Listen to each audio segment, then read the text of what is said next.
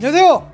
반갑습니다. 여러분의 역사 완성자 유선입니다. 반갑습니다 여러분. 좋습니다. 올해 들어서 첫 번째 본 모의고사 보신다고 수고 많으셨죠? 네, 고생하셨습니다. 무엇보다 점수를 떠나서요, 여러분 참 이러한 국난의 시기에 국난뿐만 아니라 지금 전 세계가 겪고 있는 이 어려움을, 또 그 중에서도 가장 힘든 생활이라는 수험 생활로 이러한 이 코로나 사태를 버티고 계신 여러분들 한 명 한 명 제가 진심으로 응원하고요. 참 수고 많으셨을 거라 두말할 나위 없죠. 너무 고생하셨고요. 참 우여곡절 끝에 이 3월 학평 해설을 4월 말에 하고 있습니다. 보신다고, 그것도 원래 보통은 모의고사는 딱 학교나 학원에서 시간을 정해놓은 다음에 진행을 하는데, 또 그러지도 못하시고 여러분 개인 집이나 혹은 개인 그 학습 공간에서 보셨을 여러분들 너무너무 수고 많으셨습니다. 참 고생하셨다는 말을 훨씬 더 많이 드리고 싶지만, 그럼에도 불구하고 12월 3일로 수능은 정해져 있고 우리는 또 그 길을 향해서, 그 목표를 향해서 달려갈 수밖에 없는 그런 또 입장이다라는 말씀 또 같이 드릴 수밖에 없습니다. 같이 좀 힘내서 같이 함께 해 주셨으면 좋겠고요. 여기는 이제 한 7, 80분 정도 이제 또 해설 강의, 본격적인, 제가 아마 총평은 듣고 오셨을 테니까 본격적인 이제 문제에 대한 해설 강의 있을 텐데, 그거 말고도 여러분들과 이제 개인적인 그 만남 제가 그 공지사항에 잘 해서 올려드렸죠. 올해부터 매번 하겠습니다. 매번 그 다음 날 이 모의고사, 그러니까 학평이나 그 모의평가 그 다음 날 저녁 9시에 제가 여러분들 개인적으로 만나서 또 여기 이 해설상에서 다 드리지 못했던 개인적인 질문이라든가 학습법 이런 것들 우리가 같이 고민할 거니까요. 제 공지사항 같이 확인해 주시면 좋겠고요. 본격적으로 한번 들어가 보도록 하겠습니다. 자, 일단 1번 문제부터 들어갈 텐데요. 너무나 전형적으로 문제가 나왔습니다. 전체적으로 올해 3월 학력평가는 무난하게 나왔다라고 이렇게 보실 수 있을 텐데요. 제가 이렇게 말씀드리면 또 이렇게 상처받는 친구들이 있습니다. 선생님 저는요, 이번에 조금 몇 개 틀렸는데 그렇게 좀 무난했다 이렇게 말씀하시면 어떻게 해요? 라고 하시는 친구들 분명히 있을 겁니다. 왜 그러냐면 아직 내용이 탄탄하지 않아서 그래요. 사실은 이번 학력평가, 3월 학력평가 문제는요, 기본만 잘 지켜졌으면, 그러니까 제가 수업했던 내용, 제 강의 필기노트에서 벗어난 게 단 한 문제도 없습니다. 단 한 문제도 없어요. 여러분 제가 이따가 보여드릴게요. 그렇기 때문에 혹시라도 이제 몇 문제 개념이 혼동됐거나 조금 틀렸거나 이런 것들이 있으면 다시 제 강의 필기노트 바탕으로 가져오신 다음에 계속 반복적으로 학습하시면서 여러분 걸 만드시는 게 좋아요. 특히 이번 3월 학력평가가 어렵지 않았다는 이유가요, 연표 문제가 그렇게 어렵게 나오지 않았습니다. 사실 연표 문제라고 할 것도 없었어요. 그렇기 때문에 그동안에 제가 많이 강조해 왔었던 이 트렌드 문제, 한 2, 3년 동안 아주 핵심 연표 문제들이 좀 많이 어렵게 나왔었는데, 이번 3월 학력평가에선 그럴 만한 게 따로 안 보여서 제가 무난했다라고 말씀드리는 것이고요. 아마 많이 틀렸으면 현대 파트 많이 틀렸을 텐데, 현대 파트는 제가 이따가 수업하면서 또 다시 말씀드리겠습니다. 가볼게요. 1번 문제입니다. 가 문명에 대한 설명으로 옳은 것이 나왔습니다. 현대 화폐 속에 나타난 고대 문명, 나일강. 여기서 어느 정도 이제 공부가 된 친구들은 벌써 힌트가 나옵니다. 파라오라는 단어 나왔고요. 스핑크스 나왔습니다. 그러면 더 말할 나위 없이 이집트 문명인 거 여러분 아실 수 있을 것이고요. 자, 이 이집트 문명이 나왔으면 나올 만한 것들 정해져 있지 않습니까? 미라, 스핑크스, 파라오, 피라미드 이런 것들 있을 것이고요. 오랫동안 통일 왕조가 유지되다 보니까 내세적 종교관이 나타나서 그러한 것들이 나타났다 말씀드렸습니다. 뿐만 아니라 진법이 나오면 좀 헷갈린데요. 메소포타미아, 요 6글자죠. 그거는 60진법인데 비해서 이집트는 요걸 제가 어프라고 했습니다. 그러면 10진법이 되죠. 그런 이제 진법과 관련된 것 뿐만 아니라 스핑크스가 지키고 있는 게 이 피라미드 아닙니까? 그 피라미드를 만들려면 기하학이라든가 측량술 뿐만 아니라 미라를 만들기 위해선 의학 이런 것들이 많이 발전했던 것이 바로 이 이집트 문명이다라고 말씀드렸고요. 언제나 매년 전형적인 1번 문제로 나옵니다. 이집트 아니면 메소포타미아 문명이 나온다라고 했었는데, 이번 여러분 첫 번째 학력평가, 올해 첫 번째 학력평가의 주인공은 이집트 문명이었습니다. 볼까요? 피라미드를 건설하였다. 여러분 놀랍도록 바로 이게 정답입니다. 뭐 사실 또 고민할 것도 없는 문제였죠. 자, 갑골문자를 사용하였다. 갑골문자는 어디요? 그냥 중국이라고 하셔도 문제가 없어요. 그런데 중국뿐만 아니라 우리 한번 가볼까요? 오랜만에 중국사 다시 복습한다 치고 철, 갑, 상어 기억하시면 된다고 그랬죠? 예, 중국 중에서도 상나라에 해당되는 것이 되겠고요. 모헨조다로, 그러니까 뭐 모헨조다로나 뭐 하라파 같은 유적, 이거 뭐 인도 문명이라고 해도 되지만 인도 문명 중에서도 인더스 지역에 있는 인더스 문명이었었고요. 함무라비 법전을 편찬하였었다. 뭐 복수주의, 보복주의적인 그런 성격을 띠는 메소포타미아 문명의 가장 대표적인 것이었었고요. 자, 뿐만 아니라 이 메소포타미아 문명은 이거 말고도 뭐 길가메시 서사시라든가 뭐 함무라비 법전 같은 것들이 있고, 육십진법 같은 것들이 있고, 현세적 종교관 이런 것들, 그 다음에 일종의 신전인 지구라트, 이런 게 보통 답이 많이 된다라고 말씀드렸습니다. 5번 올림피아 제전을 개최하였다. 이것은요 리스 이 그리스 문명과 관련된다라고 할 수 있겠죠. 1번의 정답은 1번이었습니다. 2번 문제로 가보도록 할게요. 2번입니다. 가왕조에서 볼 수 있는 모습으로 적절한 것은 나왔습니다. 시에서 유래한 고사성어랍니다. 시 나오니까 여러분 저는 벌써 느낌이 오는데요. 여러분 한번 잠깐 가볼까요? 자, 앞에 보시고 중국, 하, 상, 주, 여기까지는 사실 뭐 그렇게 왕조별로 문제가 많이 안 나오죠. 그러다가 춘추전국 통일한 거 진 다음에 한, 그 다음에 한나라 멸망하면서 위진남북주, 그 다음에 수, 당, 송, 원, 명, 청, 그리고 이 송나라쯤에 있었던 이민족 뭐 요, 금, 그 정도까지만 같이 기억해 두시면 끝나고요. 사실 이 중국사가 나온다라면 언제나 왕조별로 딱딱 끊어집니다. 사실은 동아시아사에서의 이 중국 왕조 문제보다 세계사에서의 중국 왕조 문제가 훨씬 쉬워요. 왜 그러냐면 동아시아사는 주로 교류사거든요. 막 이렇게 누가 누굴 교류했다 이런 것들이 많이 나오는데, 세계사는 그냥 왕조별로 딱딱 끊어져요. 그러니까 어떤 사건 보고 이거 어떤 나라, 어떤 왕조 해버리면 끝납니다. 한번 볼게요. 자, 마이동풍이랍니다. 남의 말을 새겨 듣지 않고 귓등으로 흘린다라는 의미인데요. 가의 시인인 200, 현종 나왔고요. 뭐 토번, 이 토번이라든가 돌걸 이런 건 주로 이제 당나라 때 있었던 이민족들이죠. 나왔었다라는 거 봐주시면 좋겠고, 그다음에 개관사정인데요. 사람은 죽은 뒤에 정당한 평가를 받는다라는 의미이고요. 두보가 안사에 난 이후 혼란에 빠져서 쭉쭉쭉 나왔습니다. 여러분 저희는 문장 선생님 저 뭐 개관사정 뭐 이런 거 모르는데요? 그런 거 제가 알라고 하지 않았습니다. 세계사는요 여러분 이래요. 이 지문 내에서 중국의 왕조 하나 딱 찾아내면 돼요. 여러 가지 힌트가 있었죠. 일단 시라는 것은 산문과 다르게 조금 약간 럭셔리한 문학이라고 그랬죠. 귀족적 문학을 대표하는 당나라의 것이었었고요. 뿐만 아니라 200두보로 대표되는 시인들 뿐만 아니라 당현종, 양귀비, 그리고 안사의 난 이런 걸로 봐서 바로 당나라임을 우리는 어렵지 않게 알아갈 수 있습니다. 자, 1번입니다. 홍루몽을 읽고 있는 신사라고 나왔습니다. 일단 홍루몽이라는 단어, 신사를 통해서, 이 신사는 사실은 명청대의 그런 지배계층인데요. 홍루몽은 청나라 때 대표적인 문학작품이죠. 당삼체 나왔습니다. 이제 세 가지 유약을 발라서 아주 이국적인 모습을 보여줬던 당삼체. 상당히 귀족적이면서도 럭셔리한 문화였다. 당나라 문학과 딱 떨어지죠. 정답은 2번이 되겠고요.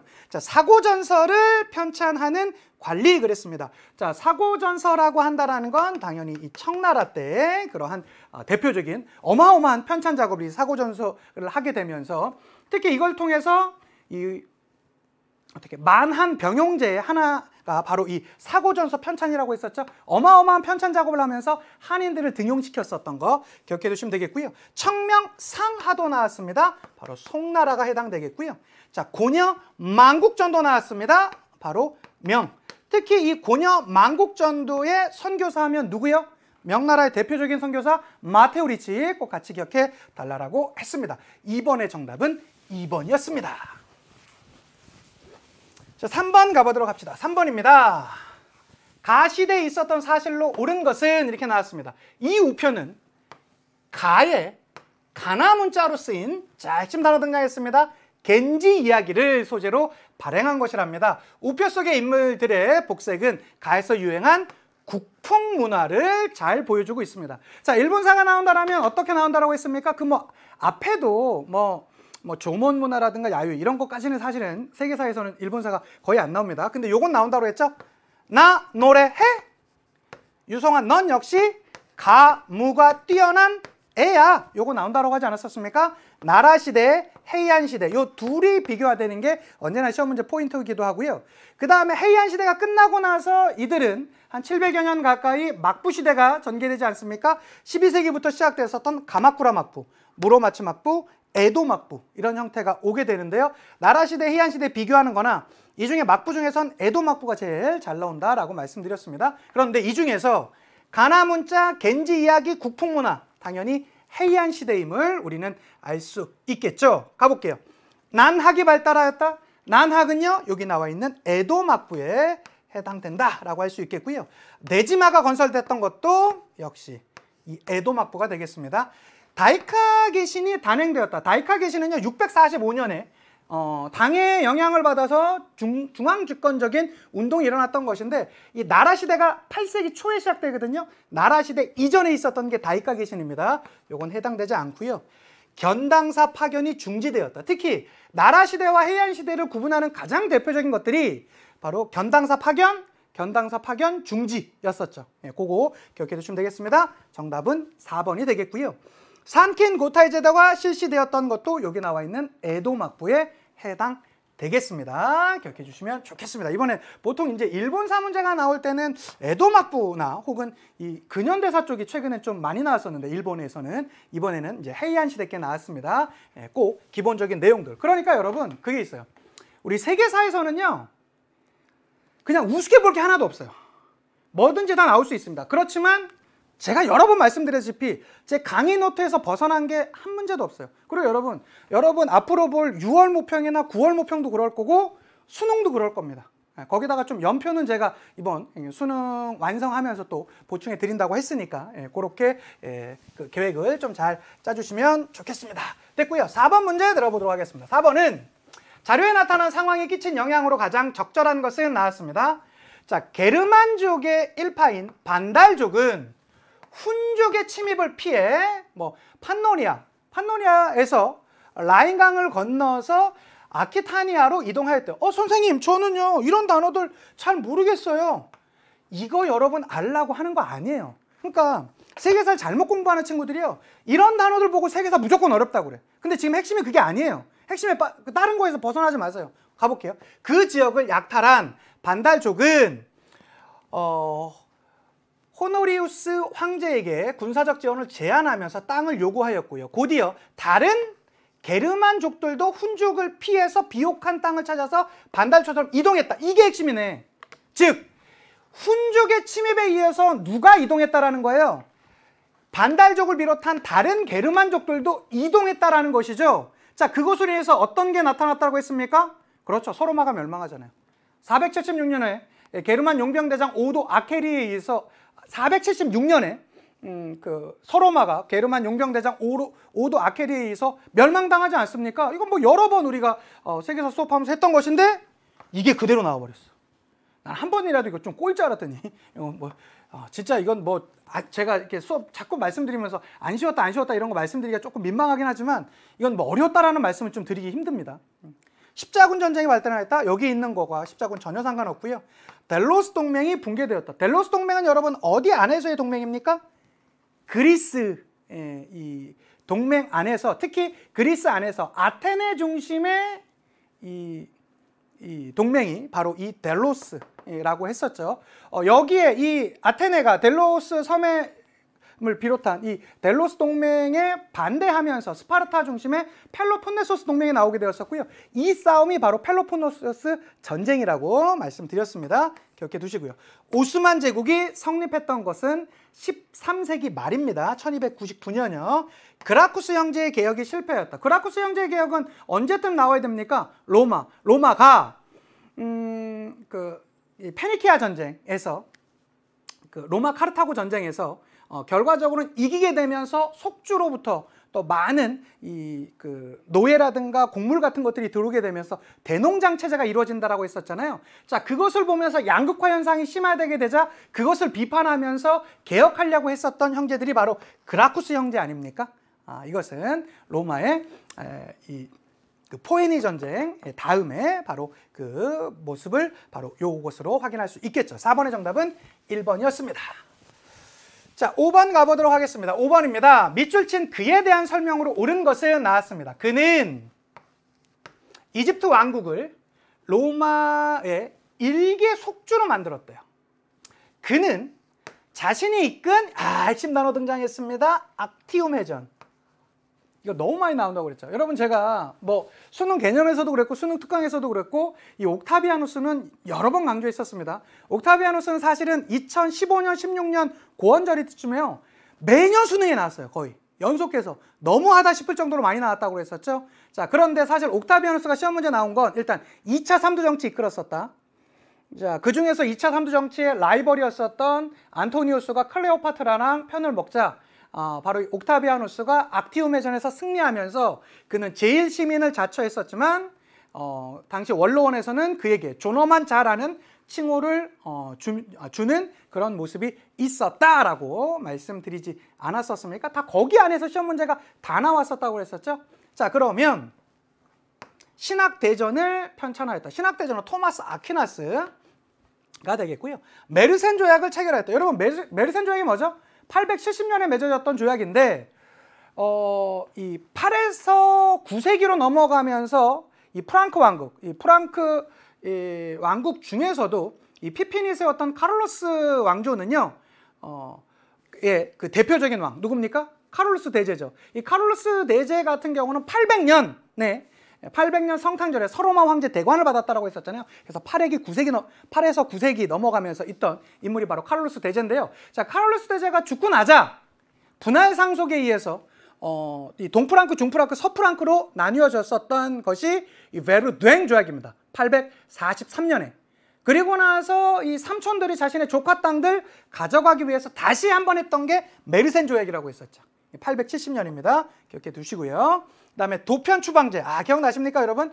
도편 추방제. 클카피카.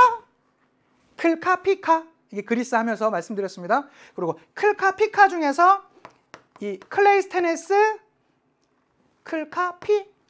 클카피카가 아니라, 죄송합니다. 클페죠. 예. 솔론, 페이시스트라토스, 클레이스테네스, 페리클레스 이렇게 나오는데 여기 나와 있는 이 클레이스테네스는 뭔가 조금 부족했어요. 조금 부족해요. 그걸 뭐라고 한다고요? 오도가 부족해 라고 이렇게 말씀드렸고요. 자, 이 페리클레스는 뭔가 완성시켰다라고 했었죠. 완성시켰으면 그걸 어떻게 해요? 걷어두려야 되겠죠. 그래서 모두 수해 이렇게 제가 말씀드렸습니다. 그래서 이 클레이스테네스 같은 경우는 500인 평이회, 도평 추방제, 부족제 개편 이런 걸로 답지가 만들어질 수 있다라고 말씀드렸고요. 자, 페리클레스 같은 경우는 모든 성인 시민 남자가 민회에 참여하는 직접 민주 정치 완성했었고요. 그 다음에 추첨제에 의해서 그 다음에 수당제도 진행하는 그러한 모습 보여줬습니다. 제가 요거 5도가 부족해 모두 추수해 꼭 기억해 달라고 말씀드렸습니다. 여기 도편 추방제 나왔네요. 이거 당연히 누굴까요? 클레이스테네스가 되겠습니다. 기억해 주시고요. 자, 성 소피아 성당을 건축하였다. 이거 시기적으로 누구죠? 비잔티움 제국, 즉 동로마 제국의 최전성기를 이끌었었던 유스티니아누스 황제가 되겠습니다. 유스티니아누스 황제가 나온다라면 이 성 소피아 성당 말고 뭐 있습니까? 옛 로마 제국의 영토를 대부분 획득. 3개예요. 3개. 무조건 3개예요. 성 소피아, 그 다음에 옛 로마 제국의 영토 대부분 획득, 그 다음에 하나 더 로마법 대전, 즉 유스티니아누스 법전 완성했던 인물이 유스티니아누스 대제가 되겠습니다. 그 다음에 아우구스투스라는 칭호를 받았다. 이거죠. 실제로 그래서 여기 나와 있는 이 옥타비아누스가 시험 문제 나온다라면 여기는 악티움 해전 3개밖에 없어요. 악티움 해전, 그 다음에 본인을 뭘로 자처했다? 프린캡스를 잡초했었고 그러다 보니까 원로원에서는 아우구스투스라는 존엄한 자라는 칭호를 받았다라는 거. 요 3개. 요거 꼭 기억해 두셨으면 좋겠습니다. 5번의 정답은 5번이었습니다. 6번으로 가볼게요. 6번 보시면 가 왕조에서 있었던 사실로 옳은 것은 이렇게 나왔습니다. 맥카트니 사절단에 눈에 비친 가라고 나왔습니다. 자, 가를 봤더니 옹성과 해자 등이 있는 수도 베이징의 서직문의 모습을 보고 있답니다. 그리고 여기 핵심 단어가 바로 이 맥카트니죠. 맥카트니 사절단. 네, 진술에 따라 그려진 걸륭제. 걸륭제 나왔네요. 강옹건 아닙니까? 그게 바로 누구요? 청나라의 최대 전성기를 이끌었었던 바로 그 인물. 그래서 여러분이 요거 만약에 조금이라도 헷갈렸으면 어디로 헷갈렸을 수 있을까요? 원이랑 헷갈렸을 수도 있어요. 원. 왜? 그 원나라에서도 무슨 이 사절단이 왔었거든. 그 원나라에 왔었던 사절단은 누구냐면요, 피나면서 걸어왔던 그 사람이 있었다고 그랬죠. 걔가 누굽니까? 카르 피니. 그 다음에 요건 이제 교황의 사절단으로 원나라 때 왔었던 것이고요. 자, 청나라 때는 누구? 여기 맥카트니. 영국 왕의 사절단으로 와서 우리 교육 좀 많이 합시다. 이렇게 왔던 인물들이 되겠습니다. 요거는 나라만 찾았으면 나머지는 쉽게 갈 수 있었던 그런 문제였죠. 보시면 가 왕조에서 있었던 사실로 옳은 것은, 자, 수시력이 편찬되었었다. 수시력 나오면 원나라죠. 혹시 수시력 만드는데 가장 기여했던 인물 누구? 곽수경. 이름까지 좀 같이 추가해 주셨으면 좋겠고요. 정화의 함대가 파견되었다. 정화는 이 명나라의 영락제가 파견했었고요. 광저우에 공행이 설치되었다. 이게 바로 청나라 하면 대표적으로 나오는 것 아니겠습니까? 꼭 기억해 주셨으면 좋겠고, 하나 더. 마르코 폴로가 수도를 방문하였다. 이것도 바로 원나라죠. 그래서 여러분, 사실은 여러분이 만약에 여기서 명청을 그 청이랑 원을 구분하지 못하셨었다라면 뭘로도 구분해도 돼요. 원은 두 개잖아요. 두 개는 수능엔 복수 정답이 없습니다. 그러니까 요걸로도 정답을 찾아가실 수 있었다라는 거 체크해 두시고요. 대진 경교 유행 중국비가 건립되었다. 요거 어디겠습니까? 바로 당나라가 해당된다라고 봐주시면 좋겠습니다. 6번의 정답은 3번이었습니다. 7번 가보도록 할게요. 7번입니다. 가 국가에 대한 학생들의 발표로 가장 적절한 것은? 이라고 합니다. 자, 보시면 가에 코르테스와 피사로가 침략한 이후 라틴 아메리카 지역의 상황에 대해서 말씀해 주세요. 그랬더니요, 가의 사람들이 황금을 얻기 위해 원주민들을 학대하고 있습니다. 수많은 원주민들은 광산에 투입되었고요. 거기에 상당수가 죽어나갔습니다. 라고 이렇게 이 신부님께서 이렇게 말씀을 하고 계시네요. 여러분, 제가 이거 기억 나십니까? 제가 아마 그 빨간 책까지 보여드리면서 여기에 있는 당시에 이 원주민들이 당했었던 그런 학살의 그런 모습이나 이런 것들 제가 아마 강의 중에 여러 차례 말씀드렸을 텐데요. 이게 어떤 나라죠? 코르테스와 피사로. 사실은 여기서 문제가 좀 더 어려우려면, 이게 사실 이번에 교과서가 바뀌면서요, 이 아메리카 아파트 있죠.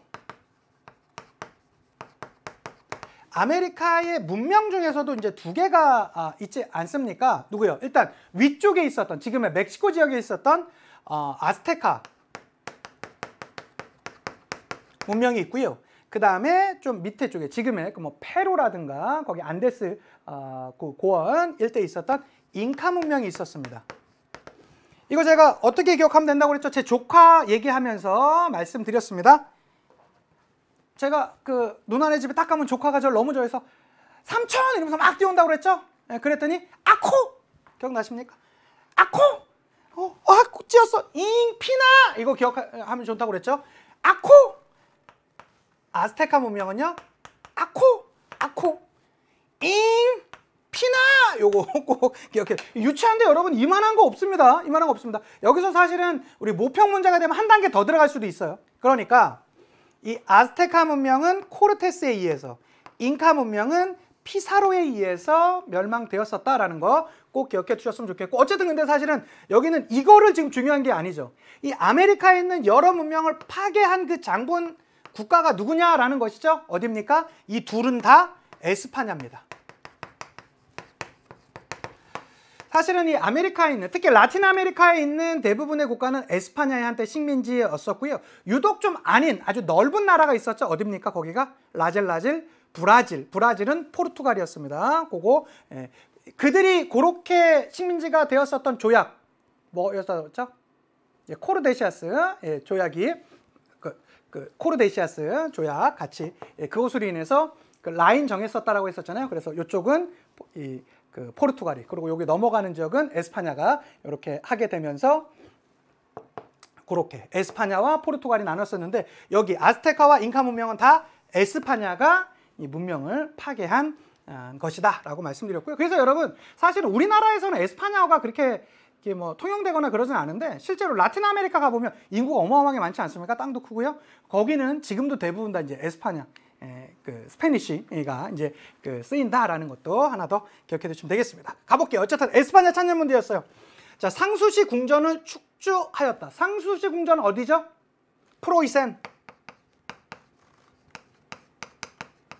프로이센이었고요. 플라시 전투에서 승리하였다. 플라시 전투에서 승리는 바로 영국입니다. 이것이 승리하게 되면서 결과적으로 이제 영국이 인도를 이제 지배하는 그 초석을 다지게 되죠. 루이 14세가 콜베르를 등용했던 것은 프랑스가 되겠고요. 프랑스가 되겠고, 그 다음에 펠리페 2세가 무적 함대를 이끌었던 것은 바로 스페인이라고도 하고요. 스페인이 에스파냐입니다. 에스파냐. 바로 정답은 4번 이렇게 봐주시면 좋겠고, 자, 표트르 대제가 서유럽화 정책을 추진하였다. 이거 어디입니까? 러시아.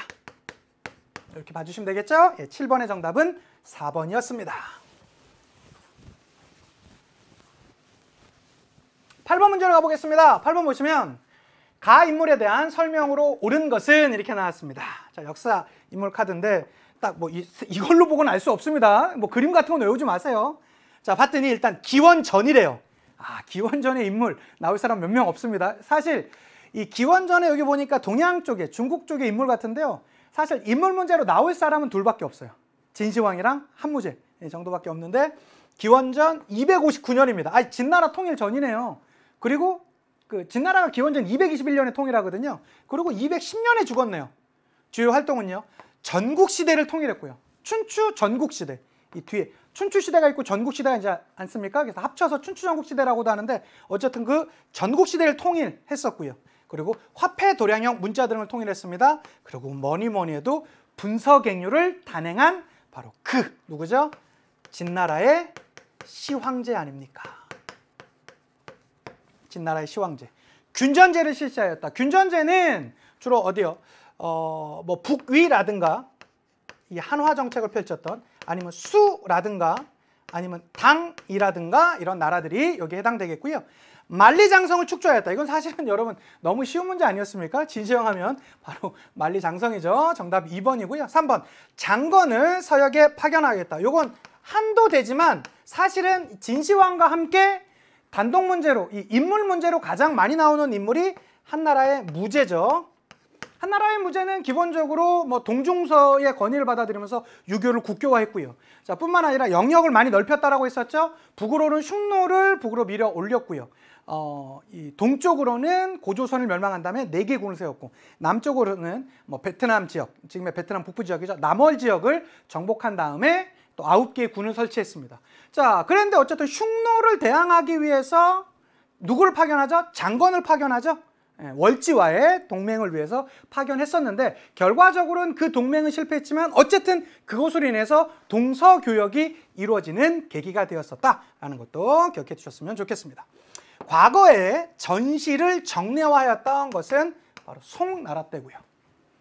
균수법과 평준법을 시행했던 것도 결과적으로는 한무제가 그렇게 영토 많이 가는 전쟁 많이 벌이니까 돈이 필요하죠. 그래서 통제 국가 정책을 펼친다고 그러지 않았었습니까? 그래서 염철전매, 뭐 소금과 철을 전매하는 염철전매 제도라든가 아니면 균수편축법 같은 물가조절책이라든가 오수전 같은 화폐를 발행하며 하는 국가 통제 정치 정책을 펼쳤었다라는 거. 이것도 역시 한나라의 무제다라는 거 기억해 두셨으면 좋겠습니다. 8번의 정답은 2번이었습니다. 됐고요. 9번 문제로 가볼게요. 밑줄 친 나의 영토에서 볼 수 있는 모습으로 적절한 것은 이라고 합니다. 가볼게요. 신의 사랑을 받은 자나 아소카! 신의 사랑을 받은 자나 아소카는 아소카 나왔습니다. 여러분 아소카 할 때 이거 제가 제 강의 노트 가서 보세요. 진짜 예, 아소카 하면서 제가 요 소카 할 때 제 시옷에 동그라미가 가 있죠. 그래서 아소카 왕이 나온다라면 마우리아, 인도의 최초의 왕조였었던 마우리아 왕조인데 아소카에 왜 시옷을 동그라미 쳤을까요?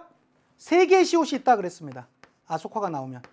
그래서 그는 석주라는 이 돌기둥 같은 걸 세웠었고요. 그 다음에 산치대탑이라는 최초의 탑을 만들었었고요. 그 다음에 상좌부 불교를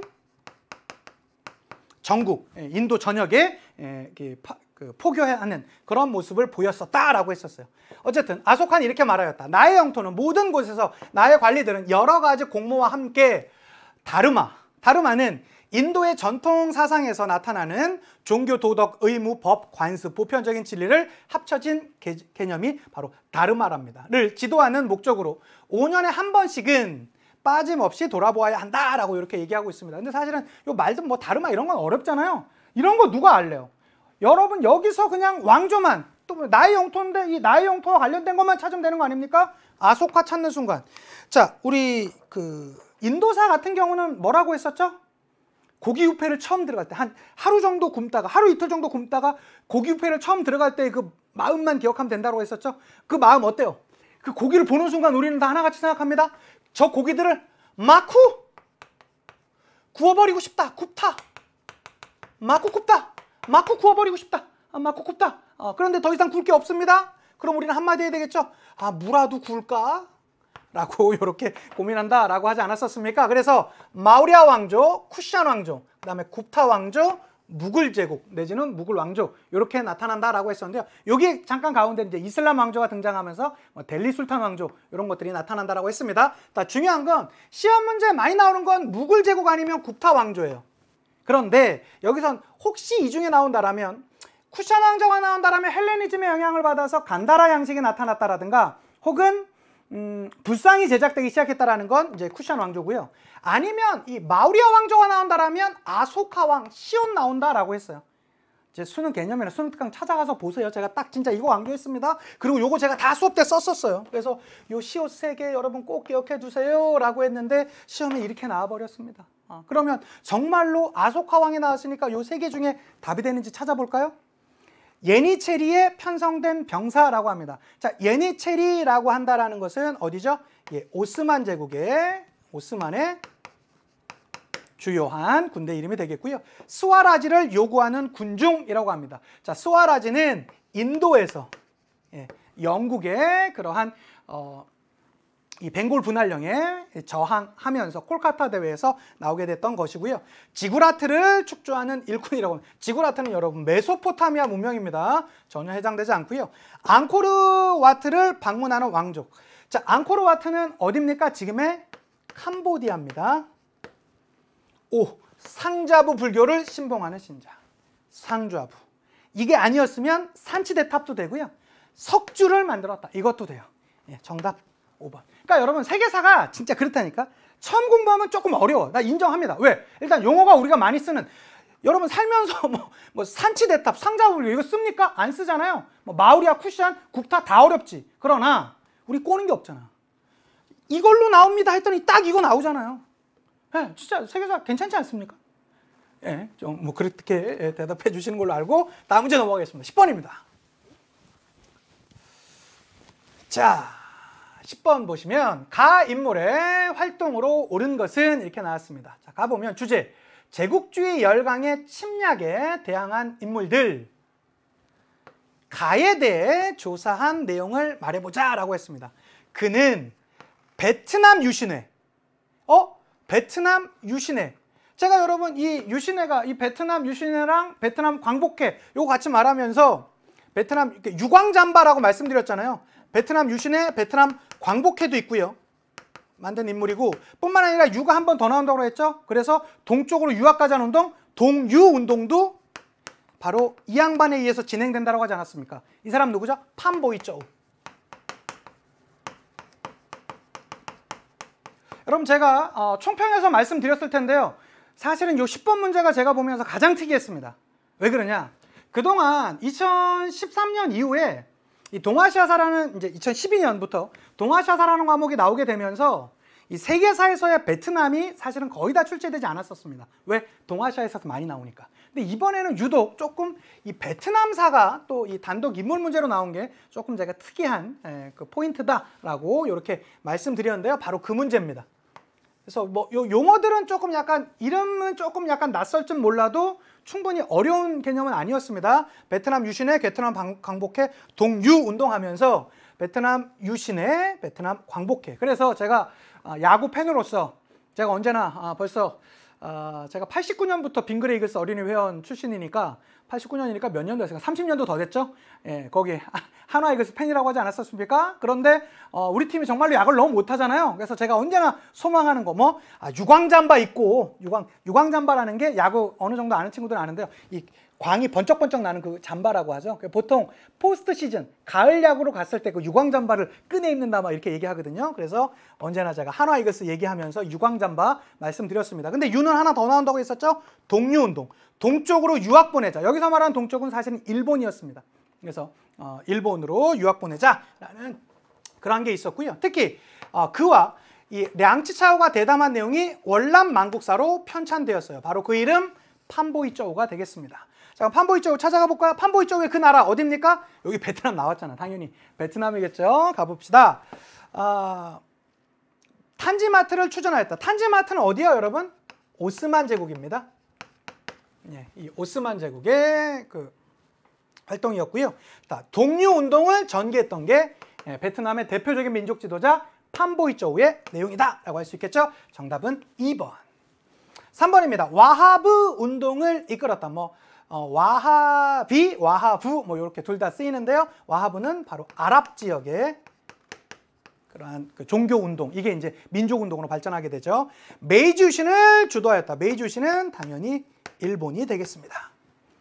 세포이의 항쟁에 참여하였다. 이것은 세포이 항쟁은 인도가 되겠죠. 10번의 정답은 2번이 되겠습니다. 자, 11번으로 이제 한 중간 정도 우리 했습니다. 계속 남은 10문제도 한번 열심히 달려봅시다. 자, 가 인물에 대한 설명으로 옳은 것은 이라고 합니다. 가볼게요. 그림은 가가 러시아, 오스트리아, 헝가리 제국과 독일의 황제를 조종한대요. 그가 도대체 누구길래 러시아와 오스트리아, 헝가리 제국과 독일의 황제를 조종한다라는 이제 풍자를 한 것이냐. 자, 가는 여기가 핵심 단어군요. 프로이센의 재상으로서 독일의 통일을 이끌어내었으며 이후 프랑스를 고립시키기 위해 세 나라의 동맹을 결성하여 성사시키고 배후에서 영향력을 행사했던 바로 그가 누굽니까? 철의 재상이라고도 하고요. 그 철혈주의를 내세웠었던. 당시에 독일은요, 한 40여 개의 연방 그 국가라고 했었죠. 자, 그 중에서도 가장 강력했던 나라가 프로이센인데요. 프로이센의 재상이 바로 누굽니까? 비스마르크입니다. 자, 이 당시에 이 프로이센을 비롯한 이 독일의 여러 연방 국가들은요, 1848년 2월 혁명의 영향으로 인해서 이제는 좀 통일운동이 일어납니다. 그래서 프랑크푸르트 국민의회 같은 게 일어나서 막 대독일적 방안이냐 소독일적 방안이냐 오스트리아를 넣을 것이냐 말 것이냐 막 이런 걸 놓고 막 싸우다가 결과적으로는 별다른 성과 없이 끝나자 그가 등장합니다. 그래서 우리 민족의 통일은 다수결이 아니라 그냥 말이 좋은 다수결 이런 게 아니라 강한 힘을 바탕으로 하는 군사력을 바탕으로 하는 바로 철혈주의, 철혈 정책을 내세웠고요. 자, 그것으로 인해서 오스트리아와의 전쟁에서 승리했었고 또 프랑스와의 전쟁에서 승리하면서 이 독일 제국 성장의 가장 1등 공신의 모습을 보였던 재상이 바로 비스마르크다라고 이렇게 말씀드렸습니다. 자, 보시면 1번입니다. 빈 회의를 주도했다. 빈 회의를 여러분 주도했던 건 누구죠?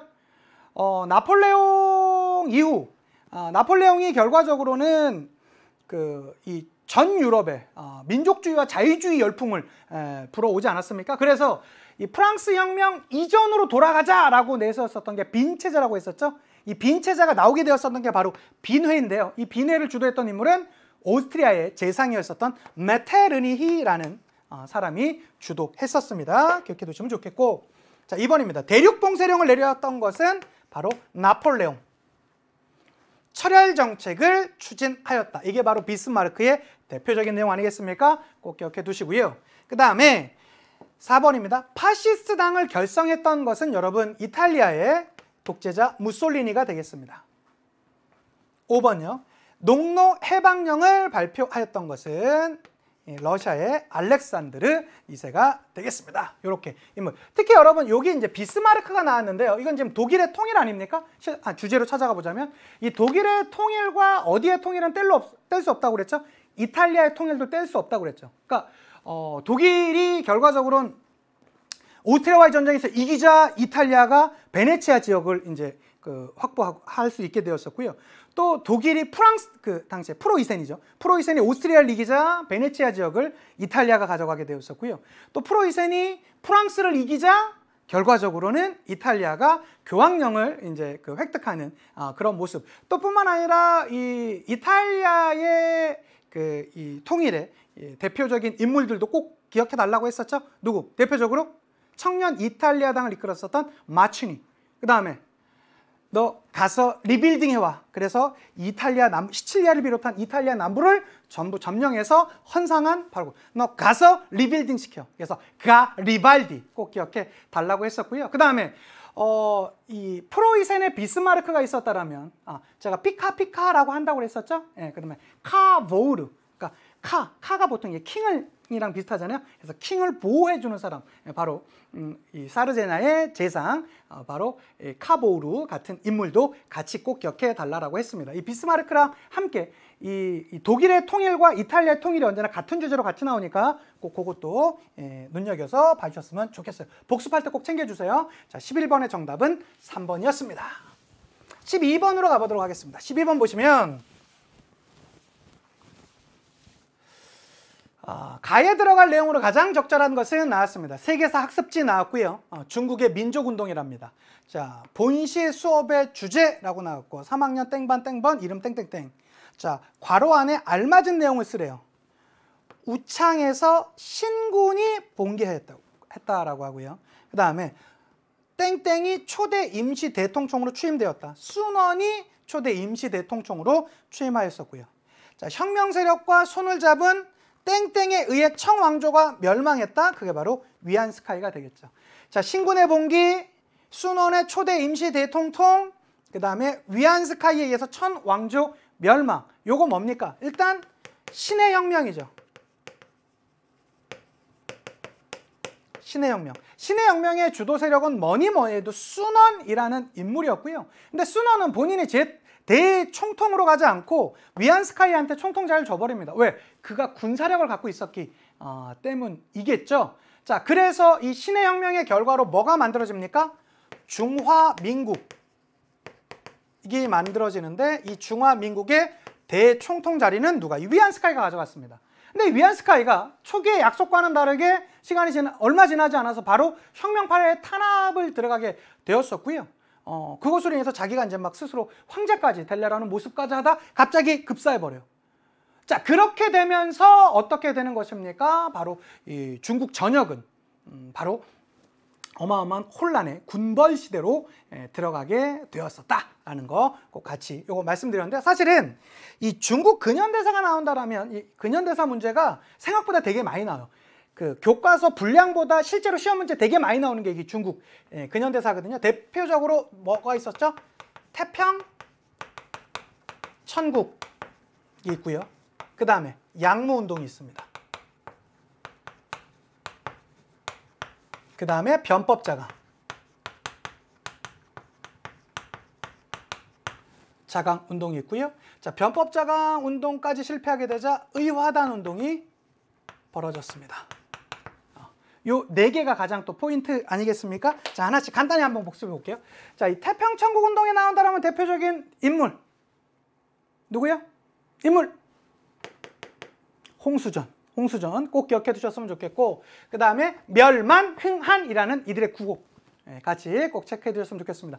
뿐만 아니라 뭐 전족이라든가 그 다음에 축첩제라든가 이러한 것들 없앴고, 그 다음에 천조전무제 꼭 기억해 두셔야 되겠죠. 그 다음에 양무운동이 나온다라면 인물로는 요 변법자강운동과 양무운동은 비교해서 인물로 꼭 기억해 달라고 했었죠. 두 명씩 있는데요. 이홍장, 진국번 맞죠? 그 다음에 변법자강운동은 캉유웨이, 량치차우 이렇게 두 명씩 기억해 두시면 좋겠고, 특히 또 양무운동 하면 뭐요?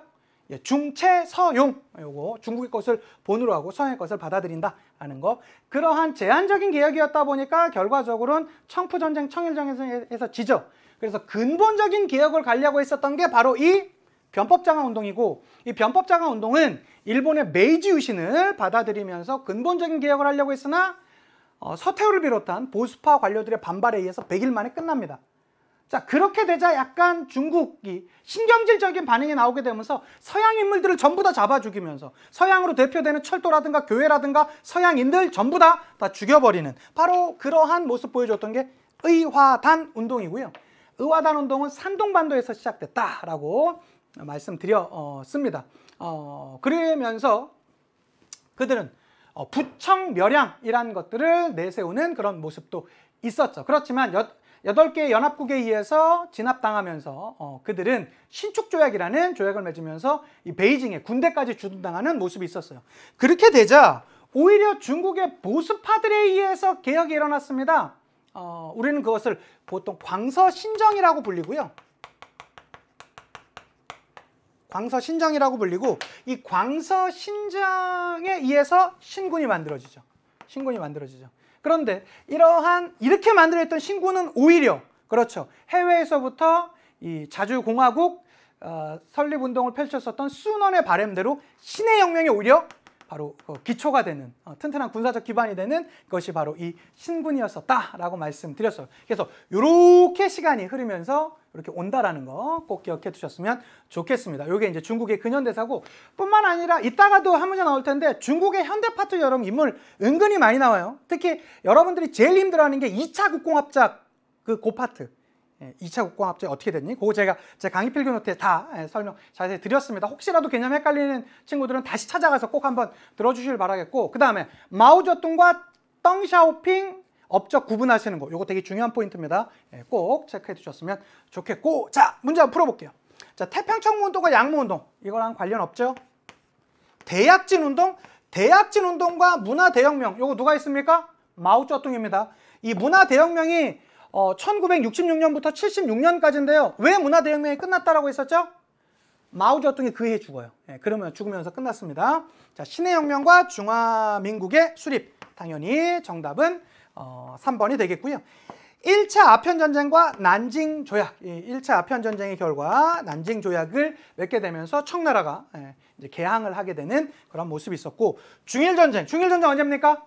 1937년, 그것으로 인해서 맺어지게 되었던 게 바로 2차 국공합작입니다. 그거까지 꼭 체크해 두시고요. 12번의 정답은 3번이었습니다.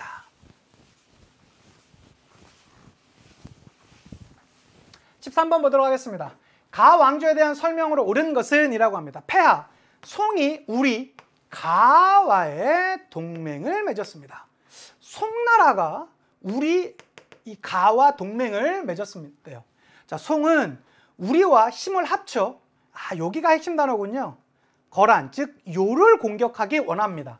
함께 공격해서 요를, 즉 거란을 멸망시킨 후 만리장성을 경계로 남쪽을 송이 차지하고 나머지는 우리가 차지해도 좋다는 약속을 받아냈습니다 라고 합니다. 이거 누구죠? 즉 요를 멸망시키기 위해서 송과 손을 잡았던 나라가 금나라죠. 여러분 말씀드렸습니다. 금나라 1115년에 아구타라는 사람에 의해서 건국되었었던 이 금나라는요, 결과적으로는 이 송나라랑 손을 잡고 거란을 멸망시켜버려요. 멸망시켜버리고 나서 보니까 송나라도 조금 약간 만만한 거예요. 그래서 어떻게 합니까? 송나라까지 공격해버립니다. 그게 정강의 변이었었고요. 이 정강의 변에 의해서 결과적으로 송나라의 나머지, 이때 막 그 송나라 황제도 포로로 잡잖아요.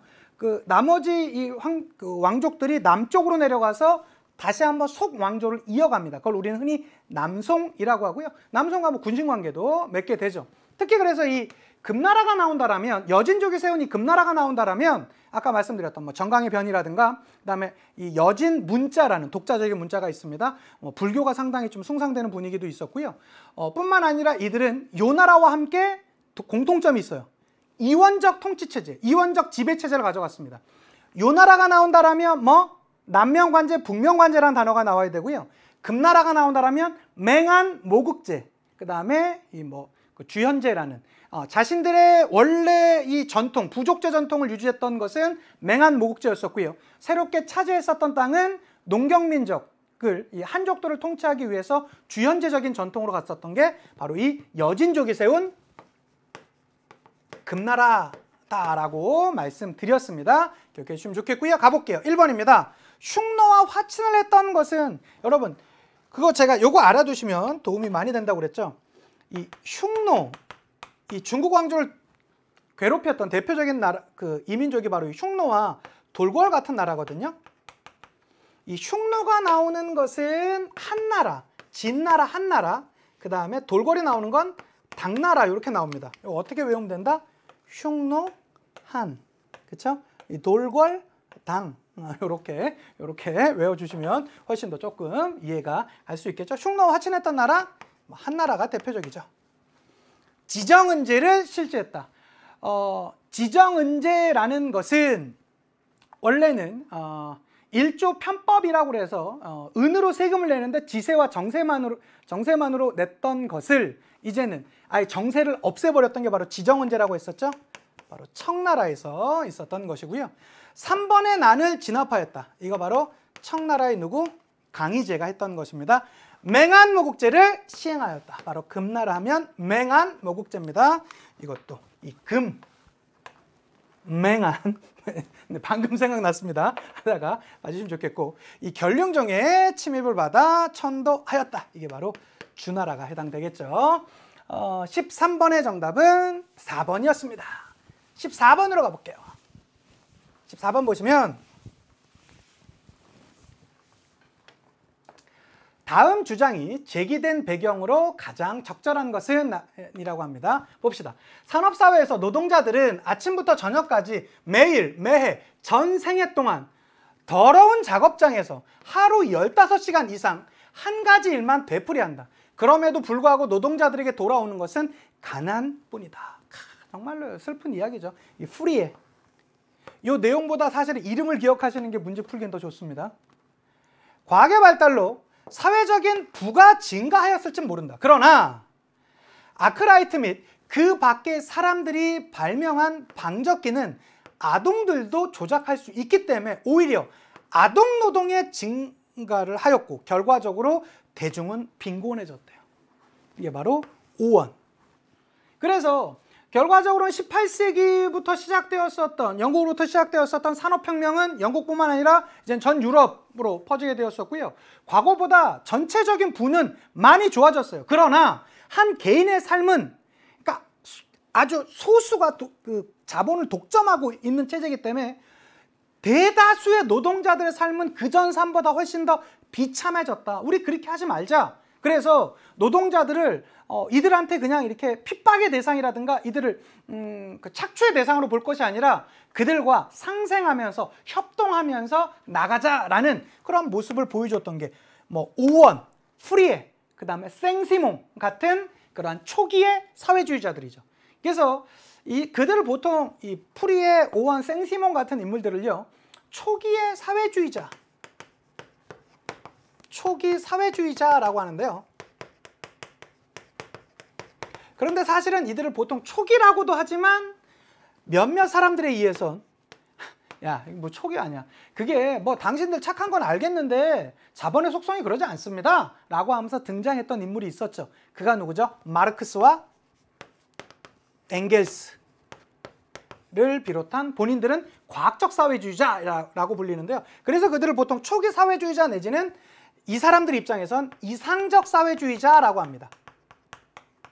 여기서 이제 이상적 사회주의를 대표되는 게 여기 나와 있는 뭐 프리에라든가 오원이라든가 생시몽 같은 사람들이 여기에 들어갑니다. 결과적으로 어쨌든 이러한 움직임이 나오게 되었었던 것은 19세기에 이러한 움직임이 나오게 되었었던 것은 바로 뭐 때문이다?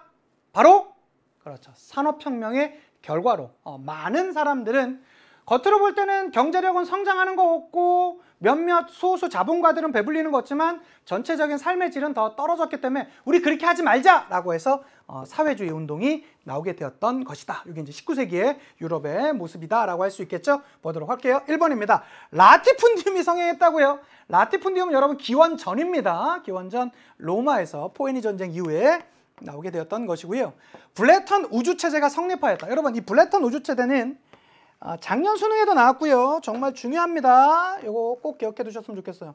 이 브레턴 우주라는 데가 미국의 지명이에요. 거기에서 2차 세계대전이 끝나갈 무렵 브레턴 우주 회의를 한다고요. 44개국의 국가대표들이 모여갖고 어떻게든 이 전쟁이 끝날 텐데 2차 세계대전이 끝날 텐데 이거 끝나게 되면 이 전후복구를 어떻게든 금융적으로도 그렇고 세계 경제적으로 도와줘야 되지 않겠니? 라고 하면서 여기에서 결정이 된다고요. 그래서 결정되었던 게 IMF라든가 IBRD 같은 그런 국제적인 금융 기관들이 나타나게 되었었고요. 뿐만 아니라 달러를 기축통화로 정하는 그런 모습까지 요 회의에서 결정되면서 그렇게 해서 나타났던 경제체제를 브레턴 우주 체제라고 합니다. 요거 기억해 두시고요. 자, 신자유주의 정책이 추진되었다. 보통 신자유주의 정책은 이제 70년대 후반, 80년대 초반 영국에서부터 다시 일어났던 것, 마가렛 대처라든가 그런 사람들로 대표되고요. 자, 대공황에 따라 실업자가 증가하였다. 이 대공황 1929년 미국의 주가가 폭락하게 되면서 그 경제적 여파가 전 세계로 확산되었던 것이 대공황인데요. 여러분 올해 수능에서는요. 이 대공황 제가 볼 땐 되게 유력해 보입니다. 올해 수능에서는. 특히 세계사 과목은요. 약간 이 시사적인 거 이런 것들을 어느 정도는 또 반영하는 그런 측면이 있거든요. 그런데 올해가 이번에 이 코로나 사태로 인해서 지금 세계 경제가 전체적으로 좀 어려울 것으로 제2의 경제 대공이다 이런 게 워낙 많이 나오지 않습니까? 분명히 우리 세계사, 수능 세계사에서는 이것과 좀 관련된 아주 단독 문제로도 나올 수 있고요. 이 단독 문제가 안 나온다 하더라도 그것과 관련된 경제 체제라든가 당시의 그런 배경적인 문제들 충분히 가능합니다. 요거 꼭 챙겨 두시길 바랍니다. 자, 영국, 프랑스 등에서 산업혁명이 진행되었던 게 바로 이러한 사회주의 운동이 나오게 되는 배경이 되었던 거라고 할 수 있겠죠. 14번의 정답은 5번이 되겠습니다. 15번 가보도록 합시다. 15번 보시면 밑줄 친 전쟁 중에 있었던 사실로 옳은 것은 이라고 합니다. 자, 영국 왕실 문장의 변화, 에드워드 3세 시기요. 즉위 초 문장이 사자였었고요. 변경한 문장이 사자 백합이었는데 선생님 이건 우리가 어떻게 알아요? 여러분 이걸로는 못 찾아. 저도 못 찾아요. 이거 그냥 그렇구나 하시고 넘어가면 돼요. 여기 보시면 자 문장으로 보는 세계사인데요. 플랑드르 지방의 지배권을 놓고 프랑스와 대립하던 영국은 영국과 프랑스가 붙었다네요. 조금 더 가볼게요. 그런데 그 영국과 프랑스가 붙었던 이유가 플랑드르 지방의 지배권과 에드워드 3세는 자신이 프랑스의 왕이 계승자임을 주장하면서 기존의 문장에 프랑스 왕실의 문장을 혼합하였고요. 이러한 영국과 프랑스 간의 갈등으로 결국 전쟁으로 이어졌어요. 여러분 100년 전쟁의 원인이 뭐라고 그랬었죠? 플랑드르 지방의 지배권 문제와 그 다음에 프랑스 왕이 계승권 문제를 놓으면서 문제가 일어났다고 했죠? 이 내용이잖아요. 이거 뭐예요? 바로 100년 전쟁이에요. 언제요? 여러분 그리고 100년 전쟁은 진짜 최근에 수능 문제에서 너무 많이 나왔어요. 이거 이 정도 연도는 제가 꼭 기억하자라고 했었죠? 1337년에서 1453년. 참고로 1453년은 비잔티움 제국이 멸망한 해이기도 합니다. 그거까지 같이 기억해 두면 좋겠고 요것과 관련된 거 여기 안에서 누구? 자크리의 난이라든가 와트 타일러의 난이라든가 다 이 시기에 있었다라고 했었죠? 그걸로도 수능 문제, 모평 문제 여러 번 나왔었습니다. 어쨌든 근데 이거는 전쟁 중에 있었던 사실인데 그렇게 어렵게 나오진 않았어요. 보통 여기서 좀 어려우려면 연표 문제나 이런 게 나오면 좀 어려운데 이건 사실 요거 몰랐어도 돼. 100년 전쟁에서 원래 초기에 영국이 유리하다가 갑자기 프랑스가 유리하게 되었던 딱 그 모습이 있었죠? 누구 때문에? 이 잔다르크 때문에. 이게 정답 1번이잖아요. 1번이잖아요. 바로 그 잔다르크가 활약했던 그 전투가 오를레앙 전투라고 있습니다. 그것도 용어 하나 더 기억해 두시면 다음에 문제 푸실 때 더 편할 것이고요. 자, 낭트 칙령이 발표되었다. 이 프랑스 안에서의 칼뱅파를 인정해 주었던 게 바로 이 낭트 칙령이죠. 이 정도는 여러분 연도 알아두시면 좋아요. 1598년입니다. 렉싱턴 전투. 렉싱턴 전투는 이 미국의 독립혁명하면 전쟁이 두 개가 나온다라고 했었어요. 1차 대륙회의 이후에 나왔었던 1775년에 렉싱턴 전투와, 이건 사실 뭐 연도까지는 모르셔도 되는데 어쨌든 이 1차 대륙회의 이후에 있었던 게 렉싱턴 전투와 그다음에 2차 대륙회의 이후에 있었던 게 요크타운 전투다라고 그거 제가 말씀드렸었습니다. 기억해 두시면 되겠고요. 4번입니다. 나폴레옹이 황제로 즉위된 건 1804년이에요. 시기적으로도 너무 거리 차이가 있습니다. 5번. 카노사의 굴욕 사건이 일어났다. 카노사 굴욕 언제죠? 1077년입니다. 자, 16번으로 바로 넘어갑니다. 16번 보시면 밑줄 친 10여 년의 기간에 있었던 사실로 옳은 것은 이라고 합니다. 자, 혁명이 영웅이나 탁월한 몇 명에 의해 이루어졌다고 말하는 것은 잘못이다. 바스티유 함락 이래 10여 년 동안 단 한 사람이 혁명을 주도하거나 완성시킨 것이 아니었다. 미라보, 당통, 로베스피에르 그 어느 누구도 하지 못하였다. 그렇다면 혁명의 진정한 영웅은 시민이라고 해야 하지 않을까라고 이렇게 얘기하고 있습니다. 근데 여러분 이건 뭐 지금 내용이 선생님 올라를 모르겠어요. 몰라도 전혀 상관없어. 핵심이 나왔잖아요. 바스티유 감옥의 습격. 자, 바스티유의 함락. 바스티유라는 것은 프랑스 혁명을 가장 상징적으로 얘기하는 거 아닙니까? 프랑스 혁명은요. 1 하나 써놓고요. 7, 8, 9 쓰면 돼요. 2해에 바스티유가 함락됐어요. 그러면 그로부터 10여 년 동안이라 라고 나와 있잖아요. 그럼 그 기간 안에 있는 거 찾으래요. 볼까요? 여기 이것만으로 놓고 보자면 이 국민의회, 입법의회, 국민공회, 그 국민공회가 바로 로베스피에르가 이끌었던 공포정치 아닙니까? 그러고 나서 그가 물론 나게 되는 타르미도르 반동, 그 다음에 총재정부, 나폴레옹의 등장 정도까지예요. 네. 그러니까 한번 볼까요? 대헌장이 반포되었다. 자, 대헌장이 반포되었던 것은 1215년입니다. 시기적으로 너무 차이가 있죠. 권리청원이 승인되었다. 권리청원은 여러분 영국 혁명에 나왔던 거 아닙니까? 1628년인데요. 이건 뭐 참고하시고요. 3번입니다.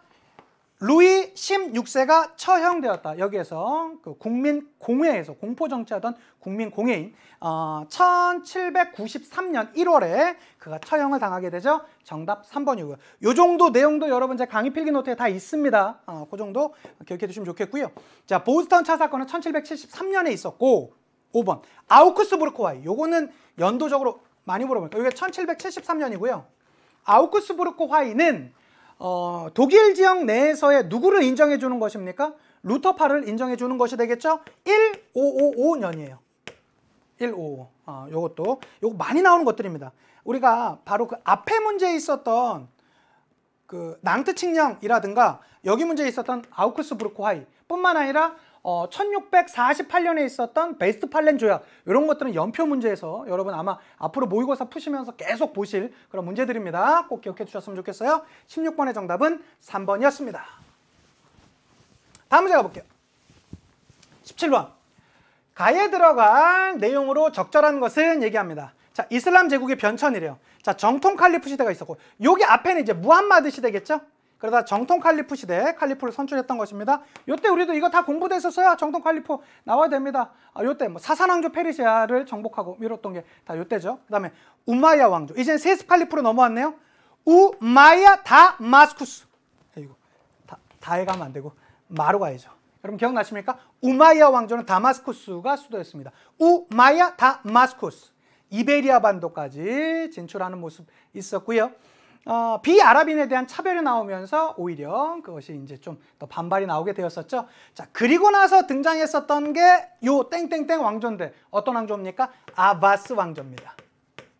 자, 여러분 제가 수업할 때마다 이 뛰어난 그 뉘앙스로 여러분한테 말씀드렸던 거. 아바스 바그다드. 좀 느끼한가요? 죄송해요. 아바스 바그다드. 아바스 바그다드. 바그다드가 수도였습니다. 뿐만 아니라 여기 이 우마야 왕조의 이 이베리아 반도까지 진출하고요. 그러고 나서 유럽으로 넘어가려다가 투르푸아티에 전투에서 카를로스 마르테리에서 가 임마! 카를로스 마르테리 가 임마! 라고 했다고 했었죠. 자, 그런데 아바스는 여기 아 빼고 바는 바그다드고요. 스도 하나가 더 있어요. 이땐 중국하고 붙잖아요. 중국의 당나라하고 붙는데 탈라스, 아바스. 그래서 여기선 무슨 전투도 있었다? 탈라스 전투도 있었다. 탈라스 전투에선 이깁니다. 이때 이 투르푸아티에 전투에서는 이슬람인 우마야 왕조가 지고요. 탈라스 전투에선 이기죠. 아바스, 탈라스, 스스 같습니다. 이때 이게 붙었던 건 당나라고요. 그래서 당나라가 바로 이 당과 비슷한 탈라스, 요거까지 같이 갔었죠. 아바스, 탈라스, 그래서 스스 요건 봐주시면 되겠고, 그 다음에 당나라와 비슷한 디귿이 여기 티귿 이렇게 된다라는 것도 봐주셨으면 좋겠습니다. 자, 그 다음에 뭐 후마이야 왕조에서는 코르도바가 수도였었고 지중해 무역을 중심으로 번성했었다 나오는데, 우린 지금 요거 가 배우는 거 아닙니까? 정말로 이게 나올까요?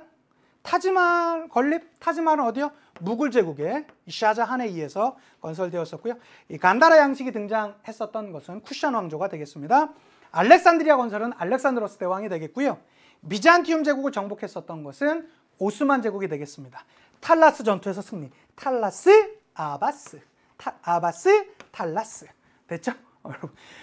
여러분 이걸로 진짜 나온다니까. 내가 이걸 나온다고 했잖아. 유치하다고 막 그때 막 코웃음 쳤던 친구들 놀라지 않았습니까? 우마야 다마스쿠스, 아바스 바그다드, 아바스 탈라스. 요거 시험 문제 나옵니다. 좀 믿으시고. 진짜 여러분 제 수업 이제 한 몇 번 들은 친구들은요, 이 문제를 보면 서라운드처럼 귀에 들린대요. 제 목소리가. 아바스 탈라스, 아바스 바그다드. 요거 꼭 기억해 두셨으면 좋겠습니다. 아, 좀 약간 제가 봐도 좀 약간 너무 느끼한 것도 같고 좀 그러네요. 어쨌든 죄송합니다. 자, 가볼게요. 18번 문제입니다. 다음 인물에 대한 설명으로 옳은 것은 이라고 합니다. 자, 이 인물도 사실 좀 비슷한데요. 전 아는 인물이니까 가볼게요. 우리의 목표는 경제 발전을 위해 삼보주, 세 걸음입니다.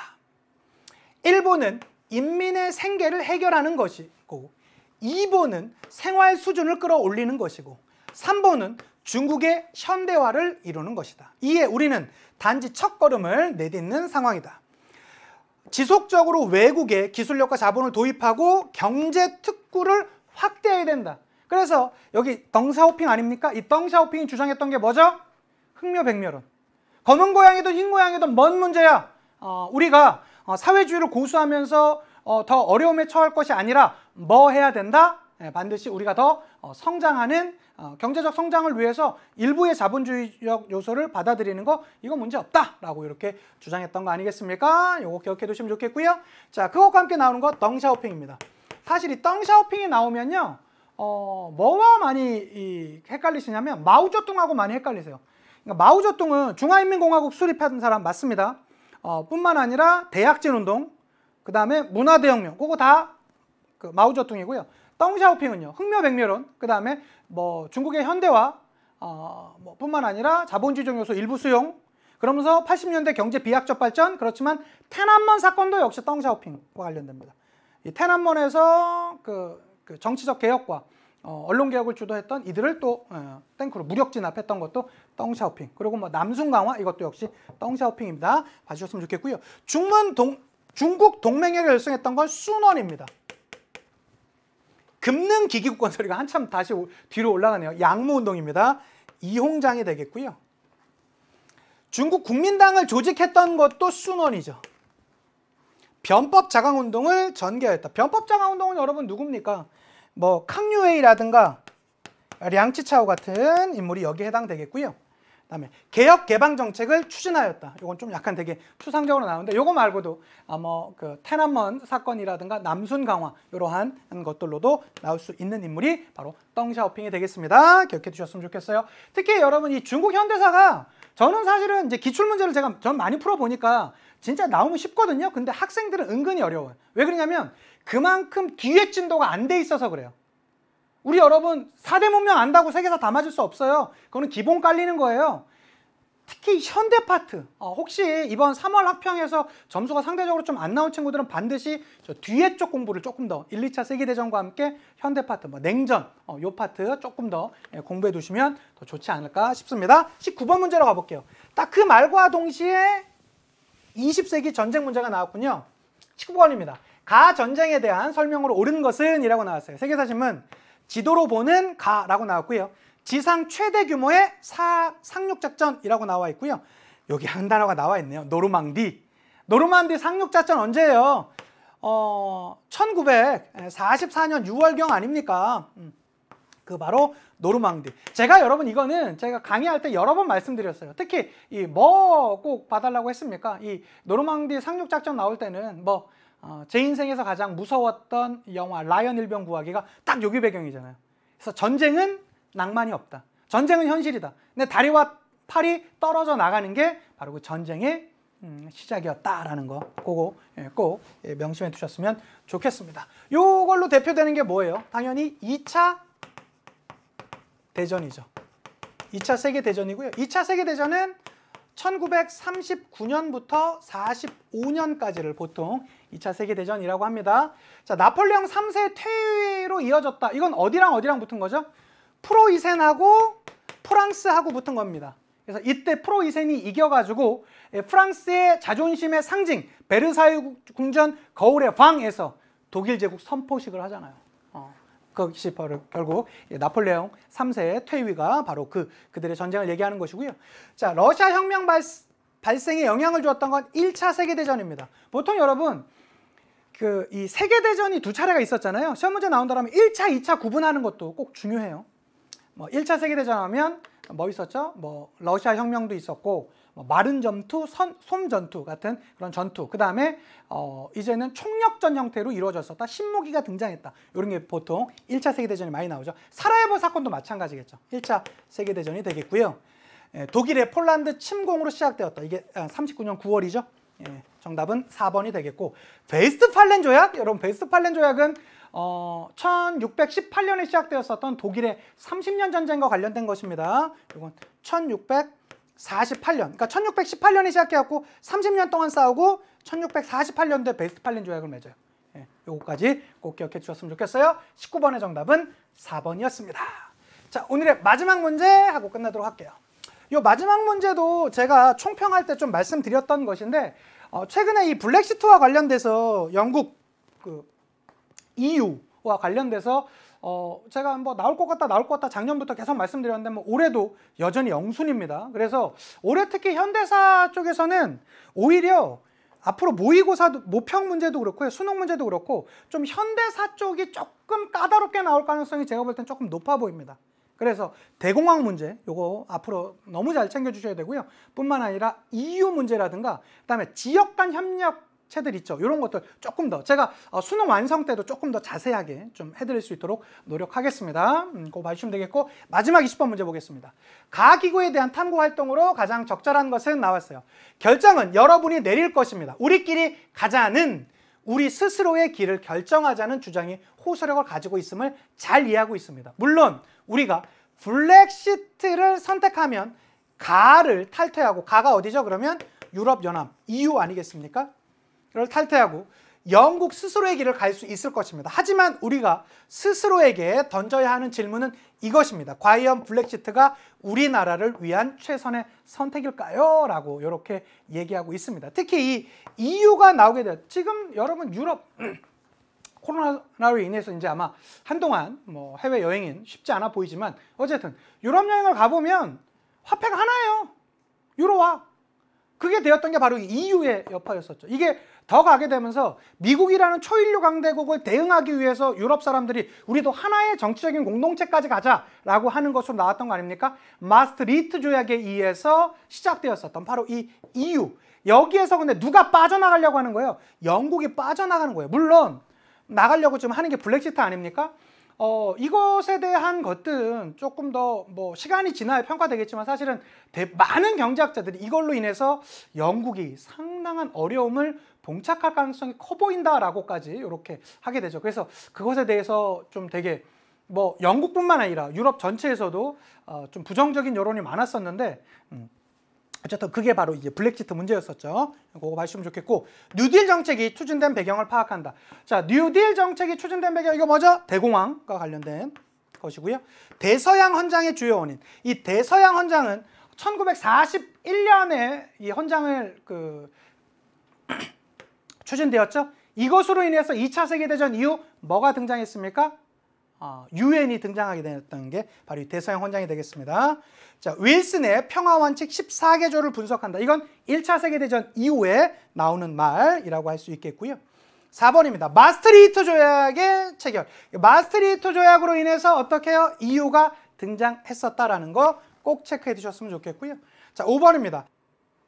반동회의에서 채택한 평화원칙. 평화원칙 10원칙이죠. 그러니까 여러분 사실 이 반동회의는 언제 있었습니까? 1955년에 있었던 것이고, 이것으로 인해서 그동안 국제적인 제대로 목소리를 내지 못했었던 아시아와 아프리카 국가들이 이제는 하나의 목소리를 내는 그런 모습도 있었다라는 거 봐주셨으면 좋겠습니다. 좋습니다, 여러분. 이렇게 해서 우리가 오늘 준비했었던 20문제 깔끔하게 다 풀어봤습니다.